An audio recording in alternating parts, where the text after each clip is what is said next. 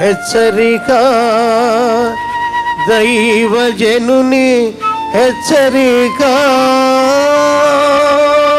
ఎవరైతే దేవుని వాక్యాన్ని ఎక్కువ వింటుంటారో, చదువుతుంటారో, దేవుని వాక్యం రెండంచులు గల ఖడ్గము వంటిది కనుక మన ఆలోచనలు మనకి ఎలా ఉన్నాయి కూడా మనకు తెలియదేమో ఒక్కోసారి. కానీ వాక్యం వింటున్నప్పుడు ఎలయనగా 4:12 హెబ్రీయులు రాసిన పత్రిక చదివేయండి.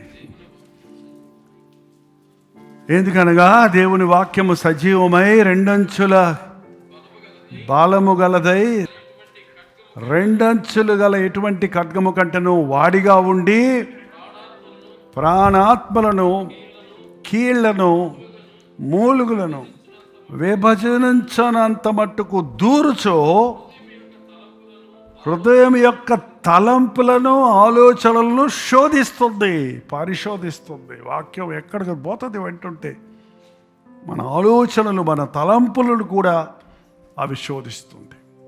ఆ శోధిస్తున్నప్పుడు ఆ చెడ్డైన ఆలోచన, ఆ తప్పైన ఆలోచన పట్టుకొని ప్రభువా ఈ ఆలోచన నుంచి నన్ను విడిపించు అనేది నిజమైన ప్రార్థన అండి. మనం ఈ రోజుల్లో ప్రార్థన అనగానే చాలామంది కొరకు చాలా భారాలు ప్రార్థన చేయటమే ప్రార్థన అనుకుంటున్నాం. అసలు నీలో ఉన్న అణువణువు పరిశుద్ధపరచబడాలి, నీలో ఉన్న అవయవాలు పరిశుద్ధపరచబడాలి. నీ మాటలు, నీ తలంపులు, నీ ఆలోచనలు, నీ చూపులు, నీ క్రియలు మారాలి అనే దాన్ని మనం గుర్తించటం లేదు. వాటి నుంచి మనకు విడుదల కావాలని ప్రార్థించటం లేదు. మీ నాలుక మీ అదుపులో ఉందా? మీ నాలుకను దేవుని కొరకే వాడుతున్నారా? మీ నాలుకతో అపవిత్రమైన కార్యాలకు, అనవసరమైన మాటలకు మీరు చోటిస్తున్నారా?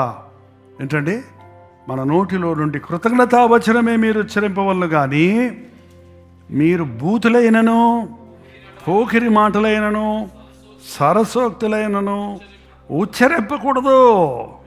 అసలు నువ్వు క్రియల్లో పాపం చేయటం కాదు, నోట్లో నుంచే రాకూడదు ఆ మాటలు.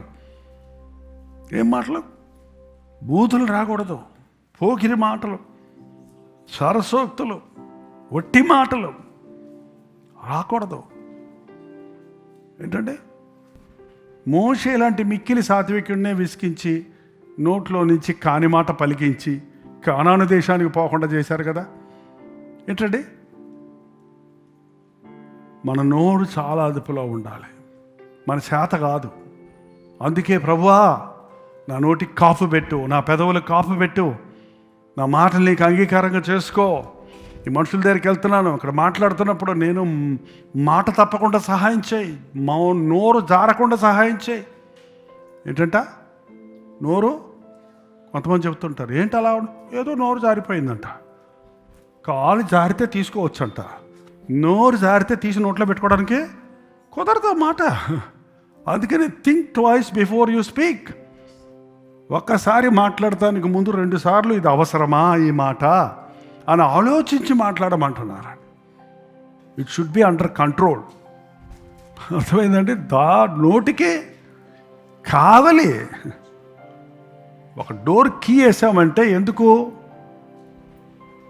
అవసరమైనప్పుడు తీయటానికి, అవసరం లేనప్పుడు దాన్ని మిస్యూజ్ అవ్వకుండా లాక్ చేసి పెట్టడానికి. నోటికి కూడా తాళం ఉండాలి. నోటికి తాళం పెట్టుకో అంటారు కొంతమంది. పెట్టుకోమని వాళ్ళు నోటికి తాళాలు ఉండవు కదా. నోరు అదుపులో పెట్టుకో అంటారు. నువ్వు ముందు అదుపులో పెట్టుకుంటే కదా అవతల అదుపులో పెట్టుకుంటారు. మన మాటలు ఎలా ఉంటాయో ఎదుటివారి మాటలు అలాగ ఉంటాయి. There is equal and opposite reaction for everything. నువ్వు ఎట్లా మాట్లాడతావో అట్లాగే నీకు ప్రతిస్పందన వస్తుంది. అందుకే give respect and take respect అంటారు. గౌరవంగా మాట్లాడితే నీకు గౌరవం దొరుకుద్ది, ప్రేమతో మాట్లాడితే నీకు ప్రేమ దొరుకుద్ది. ఎందుకు ఇవాళ జగడాలు కారణం, ఘర్షణలకు కారణం? ఒకడి మీద నువ్వు బెదిరిస్తావు, అవతల నిన్ను బెదిరిస్తాడు, నువ్వు బెదిరిస్తావు.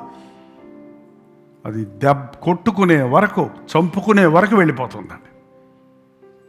నా చేత కావట్లేదు ప్రభా నా నోటిని అదుపులో పెట్టుకోవటం. నా నోటికి కావలి పెట్టు, నా పెదవుల ద్వారమునకు.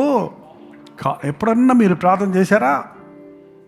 ప్రార్థన అంటే ఏంటేంటో చేస్తారు, కానీ ప్రార్థన దేవుని దగ్గరికి వెళ్ళినప్పుడు మనల్ని మనం అదుపులో పెట్టుకోవడానికి, మనల్ని మనం సరిచేసుకోవడానికి, మన ఆధ్యాత్మిక జీవితాన్ని చక్కబెట్టుకోవడానికి ఉపయోగించుకోవాలండి.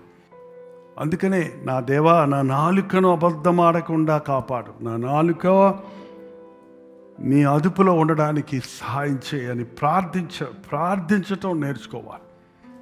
మన మాటలు తక్కువగా ఉండాలి, మన వినికిడి ఎక్కువగా ఉండాలి. అప్పుడే తెలివిగలవాడు అవుతాం.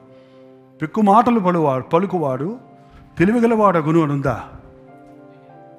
పెక్కు మాటలు పలుకువాడు బుద్ధిహీనుడవుతాడు, మౌనముగా ఉండువాడు జ్ఞానాన్ని సంపాదించుకుంటాడు. దేవా, నా నోటికి కాపుదల కావాలి, నా నాలుకను అదుపులో పెట్టుకున్నట్టుకు. నిన్ను స్తుతించడానికి నా నాలుకను తెరువు. మనుషులు నిందించవలసి వచ్చినప్పుడు మనుషుల వైపు నేను ఆకర్షితుడిని కాకుండా నా నాలుక నా అంగిటికి అంటుకునేటట్టు చేయి. ఇంకా సింపుల్ ప్రేయర్. నా నోటికి కాపు పెట్టు, నా పెదవులకు కాపు పెట్టు, నా నోటికి చూసారు ఒకసారి, యెహోవా నా నోటికి కావలి ఉంచుము, నా పెదవుల ద్వారమును కాపు పెట్టుము అని ప్రార్థన చేద్దామా? ప్రార్థన. పరిశుద్ధుడా, ప్రేమగల తండ్రి, మా బ్రతుకులు చూడయ్యా. మా నోటి మాటలు, మా హృదయాలోచనలు నీకు అంగీకారంగా చేసుకోడు ఆయన. మా నోటి నుండి వ్యర్థమైన మాటలు రాకుండానట్లు, బూతు మాటలు రాకుండాట్లు నీ అగ్నితో మా హృదయములను శుద్ధి చేయము, మా నాలుకలను పుట్టవేయము. మేలుకరమైన మాటలు, క్రీస్తు ప్రేమను వెల్లడి చేసే మాటలు మా నోట ఉండడానికి సహాయం చేయాలి. ఈ మనుషుడు మాట్లాడినట్లు ఎవడునూ ఎప్పుడునూ మాట్లాడటమే మెడలేదని ఆ రోజు భటులు నీ గురించి సాక్ష్యం ఇచ్చినట్లుగా నీ బిడ్డలమని చెప్పుకునే మా విషయంలో కూడా తండ్రి, మా మాటలలో దేవుని ప్రేమ ఉండడానికి, మా మాటలలో ఆదరణ ఉండడానికి, మా మాటలు యథార్థమైనవిగా ఉండడానికి, మా మాటలు దేవుని వైపు మనుషులు నడిపించే మాటలుగా ఉండడానికి మా నాలుకను సరళించము నాయన.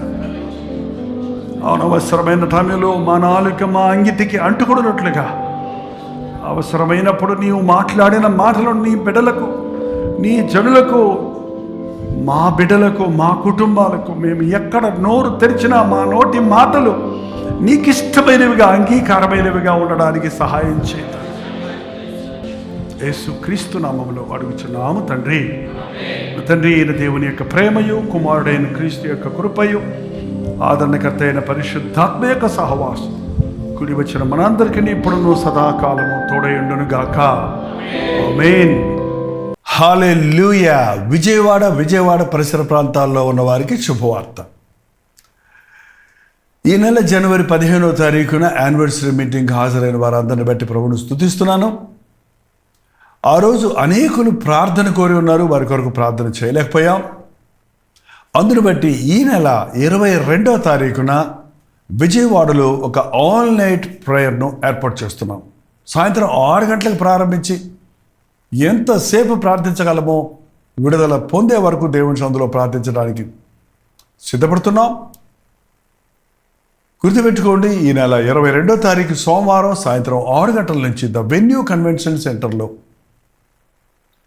నియర్ కొత్త government hospital, NTR colony, Vijayawada.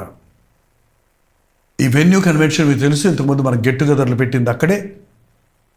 మిమ్మల్ని వ్యక్తిగతంగా చూడాలని, మీకోసం ప్రార్థన చేయాలని, ముఖ్యంగా గడ్డు సమస్యలతో ఇంకా కొత్త సంవత్సరంలో ప్రారంభించి కూడా విడుదల లేని వారి కొరకు విజ్ఞాపన చేయాలని, మీరు ప్రభుత్వం పోరాడి పరిపూర్ణమైన దీవెనలతో ఈ నూతన సంవత్సరంలో ముందుకు సాగాలని, నిరుద్యోగ సమస్యలు జయించినట్లుగా, మూయబడిన గర్భములు తెరవబడినట్లుగా, మూఢనమ్మకాల నుండి విడుదల పొందినట్లుగా, పరిశుద్ధాత్మని కార్యములు జరుగునట్లుగా, విఫలతల నుండి విడిపించబడి, అడిక్షన్స్ నుంచి స్వస్థపరచబడి, దురాత్మ శక్తుల ప్రభావం నుండి విడిపించబడినట్లుగా, ఈ విధము చేతను ఉపవాసం వల్ల, ప్రార్థన వల్ల ఇది సాధ్యం అన్నాడు కనుక ఈ ప్రత్యేకమైన ఆల్ నైట్ ఉపవాస ప్రార్థనలో మీరు కూడా పాల్గొని దేవుడితో పోరాడండి.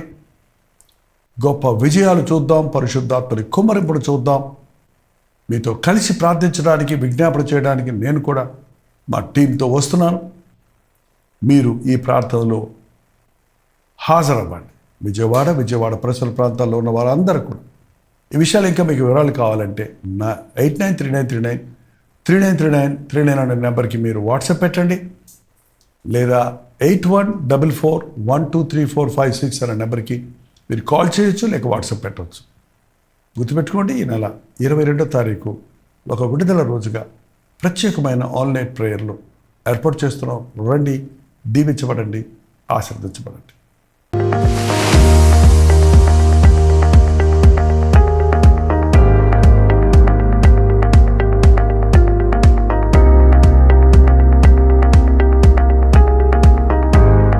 హల్లెలూయా! పాండిచ్చేరి పరిసర ప్రాంతాల్లో ఉన్న వారికి శుభవార్త. ప్రార్థనాపూర్వకంగా పాండిచ్చేరిలో 1 డే గెట్ టుగెదర్ను ప్రభు చిత్తమైతే జనవరి 26వ తారీఖు ఏర్పాటు చేస్తున్నాం.